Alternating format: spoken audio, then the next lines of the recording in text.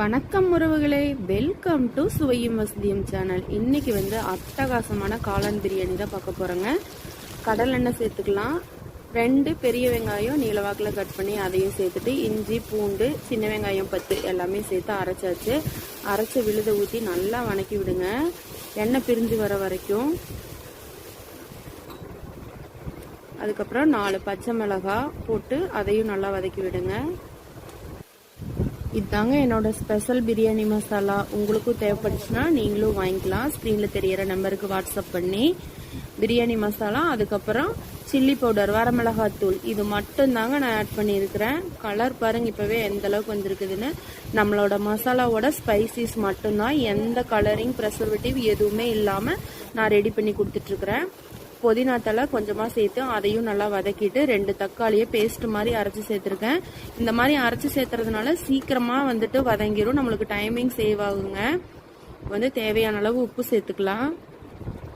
உப்பு சேர்த்து நல்லா கலக்கி விடுங்க. பிரியாணி மசாலா இல்லாமல் மற்ற மசாலா எல்லாமே நம்மக்கிட்ட கிடைக்குங்க. நீங்கள் தேவைப்பட்டுச்சுன்னா ஸ்க்ரீனில் தெரியிற நம்பருக்கு வாட்ஸ்அப் பண்ணி வாங்கிக்கலாம். 2 பேக்கெட் காளானுங்க, ஃப்ரெஷ் காளான் எடுத்து கழுவி கட் பண்ணி சேர்த்துருக்கேன். உங்களுக்கு பார்க்கும் போதே தெரியும் எந்த அளவுக்கு நம்மளோட மசாலா சூப்பராக இருக்குன்ட்டு. தயிர் ஒரு 3 ஸ்பூன் சேர்த்துக்கலாம். காளான் நல்லா சாஃப்டாக இருக்குங்க. தயிர் சேர்த்துட்டோம்னா நல்லா பெரட்டி விடுங்க. நம்மக்கிட்ட எல்லா மசாலா, கீரை பொடி வகைகள் எல்லாமே கிடைக்குங்க. ஒரிஜினல் பசு நெய், எருமை நெய், இது எல்லாமே நம்மக்கிட்ட கிடைக்கும். தேவைப்பட்டுச்சுன்னா கண்டிப்பாக வாங்கிக்கிங்க ஆர்டர் பண்ணி. இப்போ நான் சீரக சம்பா குருணை தான் எடுத்திருக்கிறேன். அதுக்கு 2.5 டம்ளருக்கு 3.5 டம்ளர் தண்ணி தான் சேர்த்துருக்கிறேன். ஏன்னா காளான்லேருந்து தண்ணி பிரிஞ்சு வந்திருக்குல்ல, அதனால.